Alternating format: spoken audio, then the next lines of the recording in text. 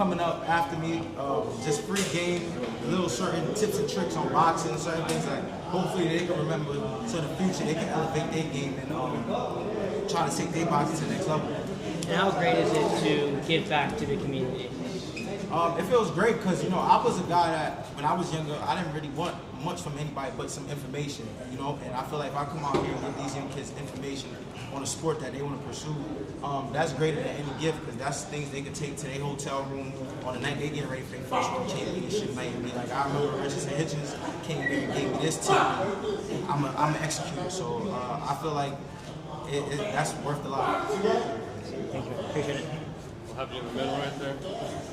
Richardson Hitchins, you vacated the IBF super lightweight title to move up to 147 welterweight. Right. How does it feel as far as punching and swinging and do you feel better?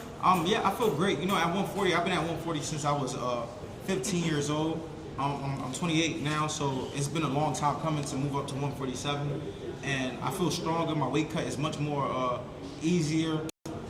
Camp is way more smoother. I don't really gotta worry about certain things that I had to do to make the 140 weight class. Now at 47, I'm filtering more into my grown man strength, and I feel great overall. Do you think that welterweight will be where you will cement your legacy, or is it too early to tell? I feel like welterweight is the place where I will cement my legacy and thrive for the best at. And those were all the big names in boxing are. You know, you got all the Devin Haney's, the Teofimo Lopez's, and Ryan Garcia's. This is the weight class it's the glamour division in boxing. So I think this is where I can really make a real chase to greatness in this weight class. Talking about Devin Haney, how do you feel about Devin Haney and possibly Keyshawn Davis? I'm not positive if it was that inked for sure. I feel like it's a great fight. I feel like Keyshawn and Devin Haney is a great fight for the sport of boxing, and that's what it's about. You know, two young fighters going at it for a world championship. Devin Haney is already accomplished.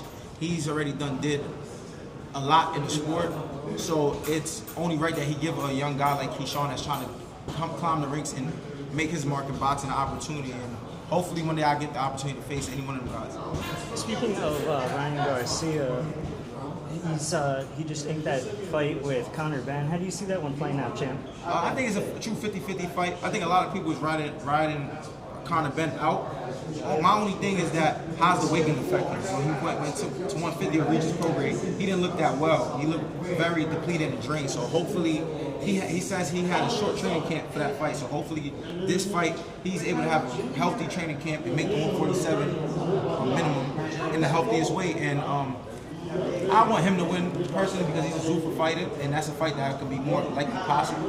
And obviously, if Ryan wins, he has two more fights with Golden Boy, and Austin's gonna try to make money with Ryan over there on that side. So I'm cheering for Conor Benn, and I do think it's a 50-50 fight. Last time you were at the theater at MSG, you put it on George Kambosos.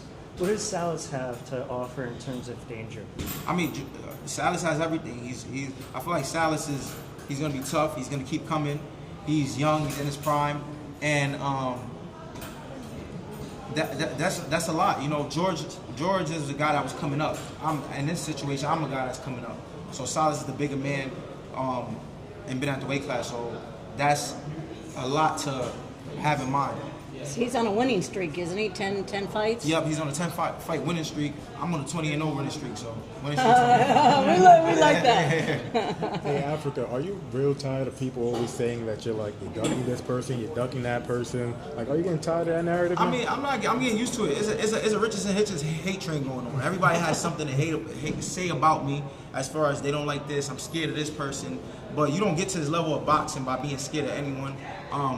I've never been offered a name to a paper and said no. My manager never came to me and said, no, I don't want to fight this person, or whatever the case was. I just felt like the situation with my last fight gave a lot of people more ammo. I didn't take a loss, but it damn near felt like I took one because it was just something for the people to talk about. I felt like if it was a guy like Shakur Stevenson that would have done what I've done, it would have been played different, or let's say, or even a Devin Haney would have had to not fight because of, you know, just what I went through. I just feel like people would have played it different, but with me, people always have just negative things to say. So it is what it is. So what do you think you have to do in order to kind of change that narrative about your career? It's always about like the Keyshawn thing, I forgot the guy you were about to fight your last fight. There's always something where it's just like, what type of narrative? I how wouldn't you say change it's a that? narrative of my career. All these things came up after the George Kambosos fight. Really, after the Duarte fight. Because after the George fight, I was the best thing since sliced bread. After the Lemos bread, I was the worst thing in boxing. After the Lemos fight, I was the worst thing in boxing. I come back and beat Para. I come back and beat George Kambosos in dominating fashion. We didn't hear nobody had to say anything bad about Hitchins. Besides, we want to see him fight the best. So I just feel like they love you today and hate you tomorrow. Who makes the most sense for you if you can't get a Devin Haney fight? Because he's obviously going to fight Keyshawn. It seems like he's probably going to fight Shakur after that. Like, who makes the most sense to you? My opinion, I think Brian Norman makes a shit ton of sense. But If what do you Zufa think? can make the Brian Norman fight, a Conor Ben fight, obviously Conor Ben is going into a big fight. So Brian Norman, I guess. It really don't matter. I'm willing to fight anybody in boxing, to be honest. I feel like I'm the best boxer in boxing, and I'm going to keep proving it. My record proves it.